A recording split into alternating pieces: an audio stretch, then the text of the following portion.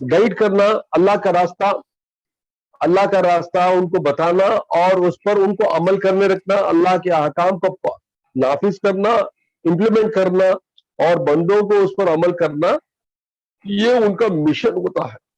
اچھا، خاص کر نبیوں کو انسانوں کی یا بشر کی صورت میں کیوں بھیجا گیا؟ کیونکہ جو احکام، جو طریقہ اللہ کو پسند ہے اس کو امپلیمنٹ کر کے، خود عمل کر کے جب بتاتے ہیں تب بندے بھی اس کے عمل کو اڈاپٹ کرتے ہیں۔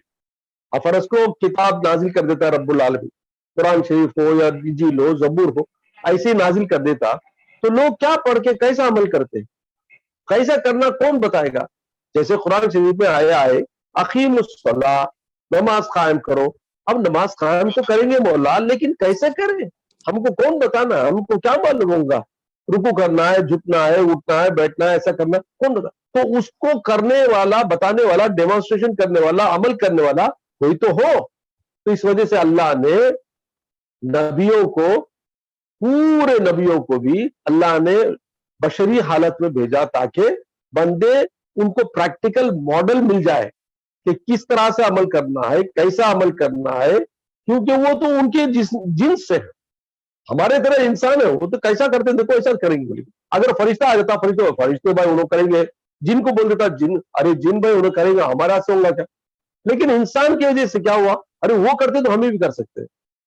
تو اللہ تعالیٰ نے بندوں کو گائیڈ کے لیے بشری شکل میں، انسان کی شکل میں نبیوں کو بھیج کر بتا دیا کہ ایسا ایسا کرنا ہے، ایسا عمل کرنا ہے۔ تو فرض کرو اب سرکار صلی اللہ علیہ وسلم کا مشن کمپلیٹ ہوا، آپ اللہ کے پاس چلے گئے۔ اب حضور صلی اللہ علیہ وسلم کا مشن قیامت تک ہے، قیامت تک قائم رہنے والا ہے۔ اب اس کو امپلیمنٹ کرانے والا کوئی تو ہو۔ صحابہ کرام نے وہ ذمہ داری پوری کی، تابعین نے کری، تابعین نے کری، اور اس کے بعد ان کو فالو کرنے والے اللہ کے وہ بندے جو beautifully, perfectly followed Quran and Hadith and Sunnah. تو یہ جو گروپ ہے جو perfect in all aspects of Quran, Hadith and سنہ، those kind of people were not in common, only few of that, a group only was there. So یہ گروپ ہی ہمارے لیے کیا ہوا؟ پریکٹیکل ماڈل بنے، ایگزامپل بنے۔ اس گروپ کا نام ہے اللہ کے اولیاء کرام۔ دیکھو مسجد میں سو کے، ہزاروں کے لوگ نماز پڑھنے آتے ہیں،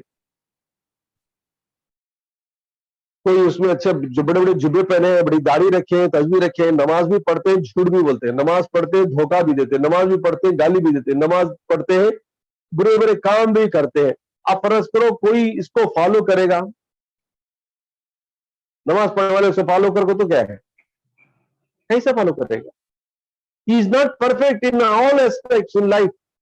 نماز پڑھ لیا، روزہ رکھ لیا، حج کر لیا، زکات دے دیا، پورے فرائض تو ظاہری طور سے پورا کر دیا، لیکن اس کے اخلاق میں کوئی چینج نہیں ہوا، اس کے سنت کے جو طریقے ہیں اس میں کوئی برابر نہیں ہے۔ تو کیا ہوا؟ That means اس کا جو طریقہ ہے اسلام کا، دین کا، اس میں نقص ہے، اس میں ڈیفیکٹس ہے، اس میں پرفیکشن نہیں ہے۔ لیکن وہی ایک بندہ ایسا ہے جو نماز بھی پڑھتا ہے، قرآن بھی پڑھتا ہے، زکات بھی دیتا ہے، حج بھی کرتا ہے، روزے بھی رکھتا ہے، ساتھ ساتھ اس کے پیارے ایسے اخلاق ہے، ہر کوئی اس سے ملنا چاہتا ہے، ہر کوئی اس سے محبت کرتا ہے، ہر کوئی اس کو دیکھ کے فالو کرنا چاہتا ہے، اس کے پڑھنے کا انداز، اس کے بولنے کا انداز، اس سے بات کرنے کا انداز، جو پرفیکشن اس آدمی میں آدمی دیکھتا ہے وہ ایسا ایگزامپل بن جاتا ہے کہ لوگ اس کو فالو کرنا چاہتے ہیں۔ تو ایسے ایگزامپل بننے کے لیے کوئی نہ کوئی اللہ کے بندے ضرور ہونا ہے، سمجھے نہیں؟ تو یہی وہ فرقہ ہے، یہی وہ گروپ ہے جس کو اللہ اپنے خاص بندوں میں شمار کرتا ہے۔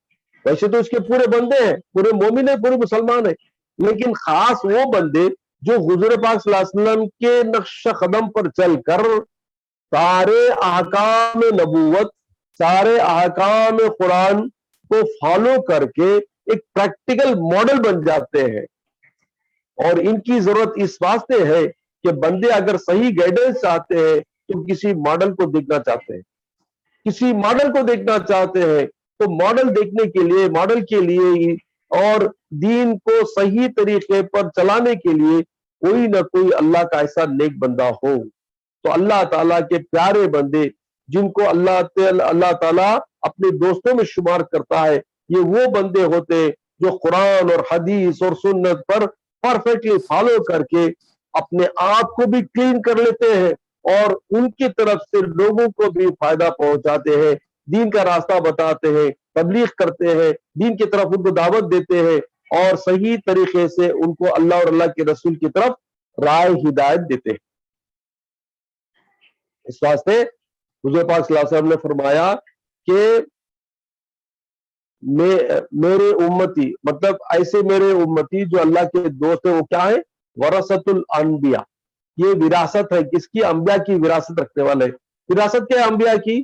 جاگیرداری نہیں ہے، علم تقویٰ ہے، علم دین ہے، علم معرفت ہے، علم حقیقت ہے اور اللہ تعالیٰ کا علم ہے۔ تو یہ ان کا وراثت ہے، یہ ان کا پراپرٹی ہے جو وہ ان کے فالوورز جو نیک ہوتے ہیں ان کو دیتے ہیں۔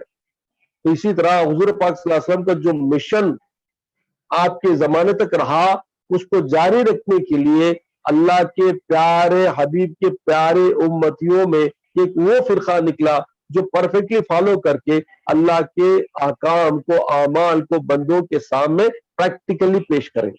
تو یہی بندے کہلاتے ہیں اولیاء اللہ، اور ان کی ضرورت ہر زمانے میں ضرورت ہے، کیونکہ ہم کو کوئی نہ کوئی اگزامپل تو ہو دیکھنے کے لیے، سمجھے نہیں؟ اچھا، تو یہ ہے امپورٹنس آف اولیاء کرام یا اللہ کے پیارے بندوں کا پریزنس فی قیامت، امپورٹنٹ۔ اچھا، قیامت کے قریب کیا ہوگا؟ قیامت کے قریب یہ ہوگا کہ تمام اللہ کے دوست اللہ تعالیٰ اٹھا لیں گا، قرآن سے اٹھایا جائے گا اور سارے نیک لوگوں کا خاتمہ ہو جائے گا۔ جب یہ لوگوں ختم ہو جائیں گے تو ساری دنیا کو اللہ برباد کر دے گا۔ کیوں؟ اس واسطے کہ دنیا کا جو بھی سسٹم آج جاری ہے یہ اسی وجہ سے جاری ہے کہ اس کے نیک بندے، اس کے دوست زمین پر آباد ہیں، زمین پر آباد ہیں، اس کے نام لیوا، اس کو پسندیدہ جو بندے ہیں وہ زمین پر آباد ہیں، ان کی خاطر سارے زمین کو وہ کھانا کھلا رہا ہے، سارے زمین کے مخلوقات کو وہ رزق دے رہا ہے۔ اگر ایسے بندے اڑ جائیں گے، اٹھا لے گا وہ، تو اس کو یہ ساری چیزوں کی کوئی ضرورت نہیں ہے، ختم بالخیر کر دے گا، ختم کر دے گا۔ کیونکہ آج کا دور ایسا دور ہے جہاں پر آپ بھی دیکھتے ہیں کہ حضرت لوط علیہ السلام کے زمانے میں جو برے برے چیزیں ہوتے تھے آج وہ موجود ہیں۔ حضرت ابراہیم السلام کے زمانے میں جو بت پرستی کا دور زیادہ سے زیادہ تھا وہ آج بھی ہے۔ نوح علیہ السلام کے زمانے میں جو برے چیزیں چلتے تھے وہ آج بھی ہے۔ اور آپ دیکھیں گے کہ جس طرح سے ہر طرح ہر زمانے کے عاد و سمود کے زمانے میں جو بھی برائیاں ہوتے تھے قوموں میں، وہ آج پورے کے پورے دنیا میں موجود ہیں۔ پھر عذاب الہی کیوں نہیں آتا؟ یہ ہمارے حضور پاک صلی اللہ علیہ وسلم کی پیاری دعا تھی کہ مولا میری قوم کو پرانے عذابوں سے جیسا نہیں ختم کرنا، یہ حضور کا پرومس تھا اللہ کے پاس۔ لیکن قیامت کے قریب یہ ہوگا کہ یہ سارے نیک لوگ جب اٹھائے جائیں گے، کیونکہ ان کی دعاؤں سے ہی دنیا چل رہی ہے، اگر یہ نیک لوگ ہی اٹھائے جائیں گے تو اللہ کو آپ کوئی اس کا چاہنے والا بندہ نہیں ہوگا، تو اس واسطے وہ پوری دنیا کو ختم کر دے گا قیامت۔ یاد رکھو، تو دنیا میں آج ہم زندہ بھی ہیں، آج ہم کھاتے پیتے بھی ہیں، تو ان اولیاء کرام کا صدقہ ہے، ان کی خاطر اللہ ہم کو کھلا پلا رہا ہے۔ اوکے، اچھا، تو اس وجہ سے فرمایا گیا کہ رب العالمین کے ایسے پیارے دوست ہیں جن کو اللہ تعالیٰ اپنے زمین پر رکھ کر تمام بندوں کی ہدایت کے لیے اپنی طرف سے ان کو کھلاتا پلاتا ہے، ہدایت دیتا ہے، گائیڈ کرتا رہتا ہے۔ اچھا، تو اب سمجھیے کہ اللہ کے اولیاء کرام جو ہے ان کا مشن کیا ہے، ان کا کام کیا ہے۔ دیکھو، اللہ تعالیٰ کے اولیاء کرام کا پہلا تو مشن یہی ہے کہ وہ لوگوں کو راہ ہدایت کی طرف لے جائے، اللہ اور اللہ کے رسول کی باتیں ان کو بتائیں اور ان کو امپلیمنٹ کروائیں اور ان کو اس پر عمل کرنے کی توفیق اور ہدایت دے اور ان کو گائیڈ کرے کہ کیسا کرنا۔ یہ ایک تو ظاہری ہے۔ دوسری چیز ہے ایک باطنی ایک قسم کا ایک گروپ ہے. اب جیسے ہر زمانے میں اب فی زمانہ آپ دیکھیں گے ایک چیف منسٹر ہے, چیف منسٹر کے انڈر میں منسٹرز ہیں, منسٹرز کے انڈر میں سارے سیکرٹریز ہیں, کلیکٹرز ہیں, اور ڈسٹرکٹ کے پنچایت سب کچھ ہے. تو ہر ایک کا ایک ایک ڈپارٹمنٹ ہوتا ہے, ایک ایک کام کرتے رہتے ہیں. سب رپورٹ کسے کرتے ہیں؟ پورے سب رپورٹ کرتے ہیں چیف منسٹر کو. اب فائنانس منسٹر کیا کرتا ہے؟ خالی پیسہ کا دیکھتا ہے. ایگریکلچر منسٹر خالی ایگریکلچر دیکھتا ہے نہیں. ہوم منسٹر خالی دنیا کے یہ اس کا ایڈمنسٹریشن دیکھتا ہے. ایسا یہ ایک منسٹر کا ایک ایک کام ہوتا ہے. ایسا اللہ کے ولیوں کا بھی ایک باطنی گورنمنٹ چلتی ہے. اللہ کے اولیاء کرام کا بھی ایک باطنی روحانی گورنمنٹ چلتی رہتی ہے. ان کا جو سسٹم ہے وہ غائب ہے, ہماری آنکھوں سے دور ہے. اور اللہ تعالیٰ غیبی غیبی گورنمنٹ سے سارے اپنے بندوں کی مدد کرتے رہتا ہے. یہ ایک تو ہے ظاہری طریقے سے جو بندے چیف منسٹر ہے, یہ ظاہری طریقے سے بندوں کی مدد کرتا ہے کیونکہ وہ بھی اسی کے حکم پر چلتے ہیں. اللہ تعالیٰ ہی کراتا ہے, ظاہری طور سے کراتا ہے, لیکن باطنی طریقے سے جو مدد کرتا ہے وہ ہے اس کے خاص بندوں کو وہ کام دیتا ہے. وہ کون ہے؟ وہ ہے اللہ کے پیارے اولیاء کرام, جن کو ہم کہتے ہیں کتب کہتے ہیں. اور اس میں جو کیٹیگریز ہوتے ہیں جیسے ولیوں کی ایک گروپ ہوتی ہے, ولیوں میں درجے ہوتے ہیں. تو سب سے پہلے درجہ ہوتا ہے نیک بندوں کا, اخیار ہوتا ہے, اخیار سے آگے ابرار ہوتا ہے, ابرار سے آگے اس کے بعد یہ ابرار ہوتا ہے, ابرار کے آگے ہوتا ہے ابدال ہوتا ہے, ابدال کے بعد ہوتا ہے اوتاد ہوتا ہے, اوتاد کے بعد ان کا درجہ ہوتا ہے قطب کا. قطب کے بعد سارے قطب, 4 قطب ہوتے ہیں 4 ڈائریکشن میں, ایسٹ ویسٹ نارتھ ساؤتھ, اور اوپر سے ایک قوس ہوتا ہے جو سارے اولیاء کرام کے چیف ہوتے ہیں. حضور پاک صلی اللہ علیہ وسلم کی حدیث بھی ہے کہ ہر زمانہ فی زمانہ 40 ابدال اس دنیا میں رہیں گے, ان کی دعاؤں سے ہی بارشیں ہوتی ہے اور سارے زمین کو رزق ملتا ہے. تو یہ 40 ابدال ہے یا 4 قطب ہے یا دوسرے بھی جو ابرار اور اخیار ہے, یہ سارے اولیاء کرام کا ایک باطنی ایک گورنمنٹ ہوتی ہے, اس کا کنٹرول الگ ہوتا ہے. تو یہ لوگ کیا کرتے رہتے ہیں غیبی طریقے سے بحکم خداوندی, ان کو ملتا ہے آرڈر ملتا ہے, غوث کو ملتا ہے, غوث کو آرڈر ملتا ہے حضور پاک صلی اللہ علیہ وسلم سے, اور اللہ تعالیٰ کے حکم سے ہی ادھر سے آرڈرز آتے ہیں. تو وہاں سے لے کر یہ لوگ کیا کرتے ہیں, امپلیمنٹ کرتے ہیں روحانی طریقے سے.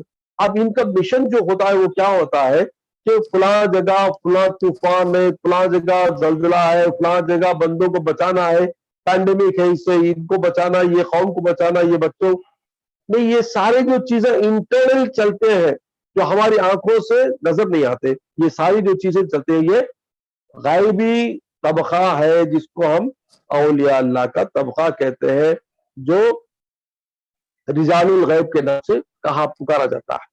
تو ان کا جو مشن ہوتا ہے, فار ایگزامپل میں چھوٹا ایگزامپل آپ کو دوں کہ دیکھو کہ آپ غیب سے کیا کریں گے. ایک آدمی ہے سمجھو, غریب آدمی ہے, پلیٹ فارم پہ پڑا ہوا ہے, اب اس کو بھوک لگ رہی ہے, وہ کس کے پاس جائے گا؟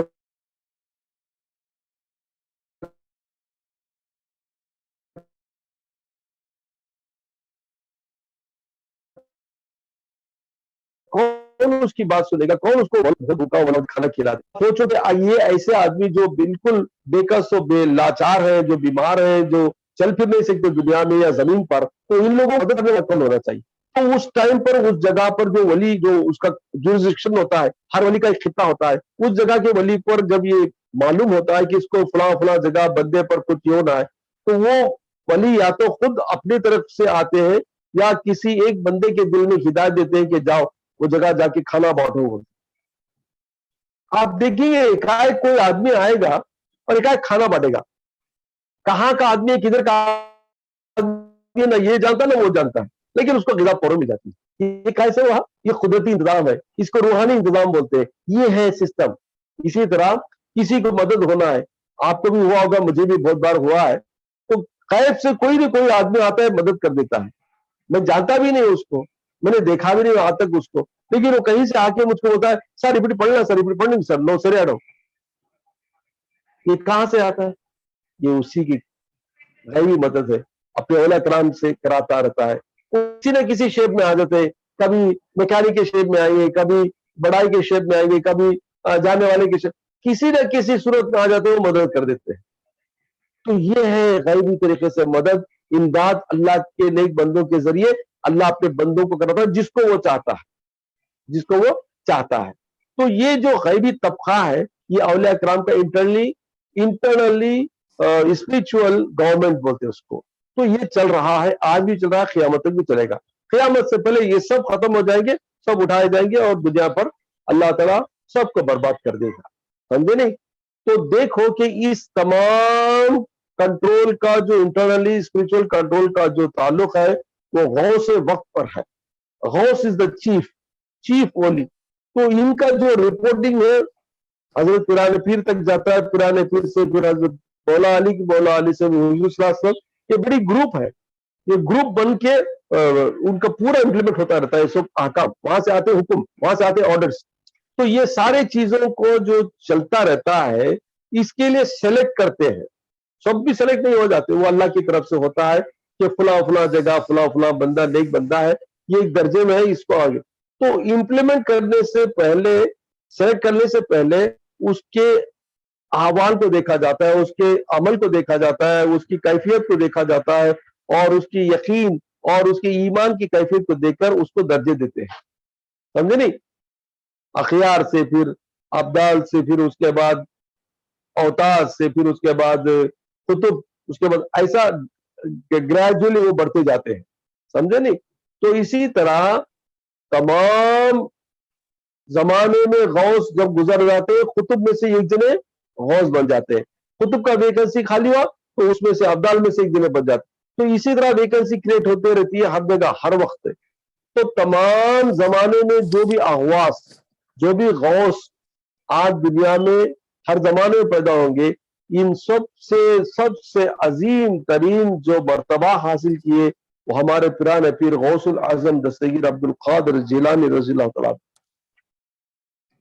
آپ کا نام کیا ہے؟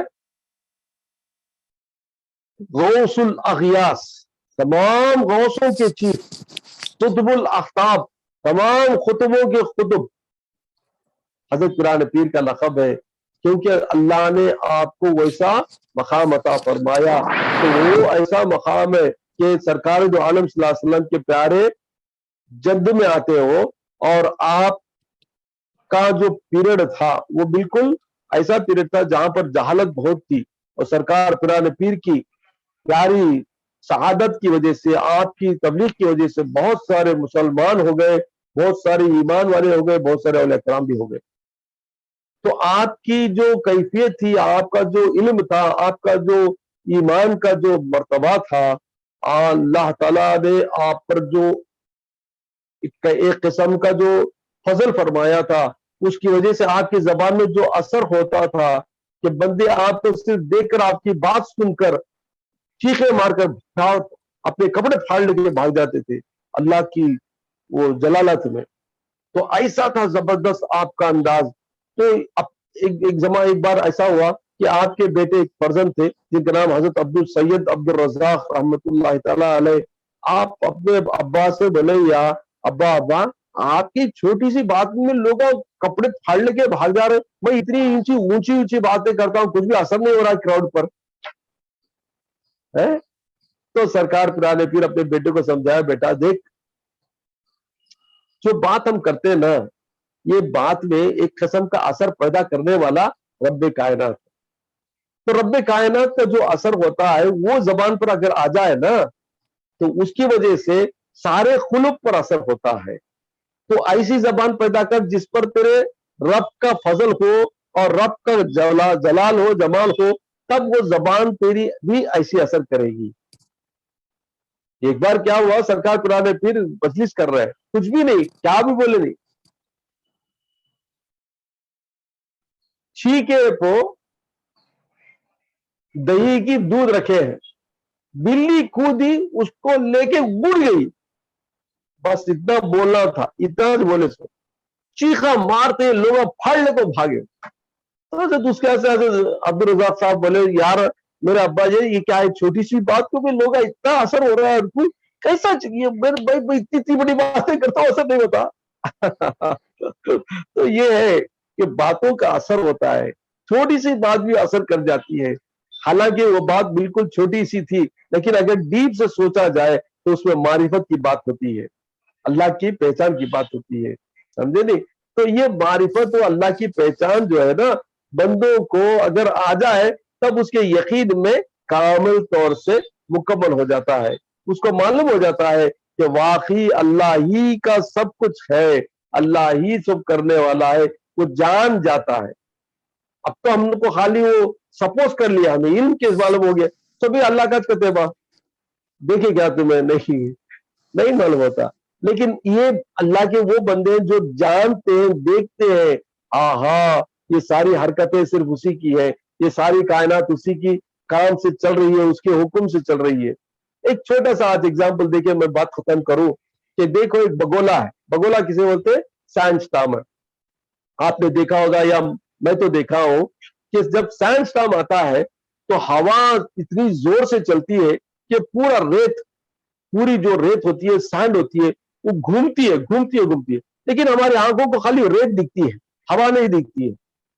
ہوا دکھتی نہیں. اسی طرح ہوا ہے, دکھتی نہیں, سینڈ دکھتا ہے. اسی طرح ہمارا جسم ہے, جسم کے اندر روح ہے, روح ہماری کیسے نظر نہیں آتی, روح نظر نہیں آتی, لیکن روح ہی کی وجہ سے ہمارا جسم حرکت کرتا ہے اور جسم کے پارٹس کام کرتے ہیں. بات سمجھ میں آئی؟ تو اسی طرح اللہ رب العزت کا جلال و جمال و اس کی جو وجودیت ہے, اس کی جو حقیقت ہے, ہر ذرے میں اسی کی قدرت نظر آتی ہے.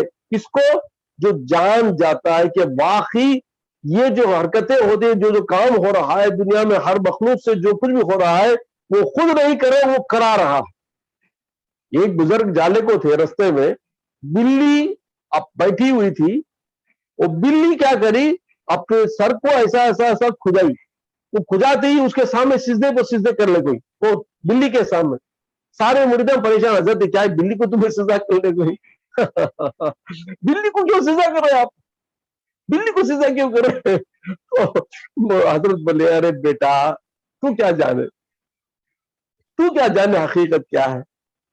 میرے مولا اس کا جو حرکت کا جو انداز تھا وہ قدرتی تھا بیٹا, وہ خدا کی قدرت سے کر رہی تھی, وہ قدرت کو میں دیکھ لیا, اس واسطے میں اس کے سامنے سجدہ کر لیا.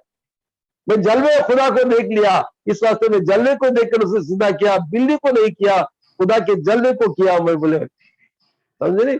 تو اسی طرح بہت ساری معرفت کی باتیں میں آپ کو نہیں بول سکتا زیادہ ڈیٹیل, بیکاز وہ لیول آنا ہے, انشاءاللہ آئے گا. تو آج کے لیے اتنا کافی ہے. سمجھ جاؤ کہ سرکار قرآن پیر کا مقام سارے ولیوں کے اوپر ہے, اور آپ ہی کی فضیلت, آپ ہی کا فضل ہے, اور آپ ہی کی عنایتیں ہیں جو سارے اولیاء کرام پر پیاری چھائی ہوئی ہے. اور قیامت تک بھی تمام اولیاء کرام کے گردنوں پر آپ کا خد مبارک ہوگا, اور آپ ہی کے فضل سے تمام اولیاء کرام فیض پاتے رہیں گے, قیامت پاتے رہیں گے. سمجھے نہیں؟ تو آج کے لیے اتنا کافی ہے. اور 11ویں کی محفل ہو گئی, کیا پتا نہیں کیا ڈیٹ ہے, معلوم نہیں, اس کو دیکھو. اور 11ویں کے نام سے فاتحہ خوانی کر کے گھر والوں کو کھلاؤ اور خود بھی کھاؤ, غریبوں کی بات, ٹھیک ہے؟ اچھا, کوئی ڈاؤٹ ہے؟ آپ وہ وظیفہ دیے نا, صرف 11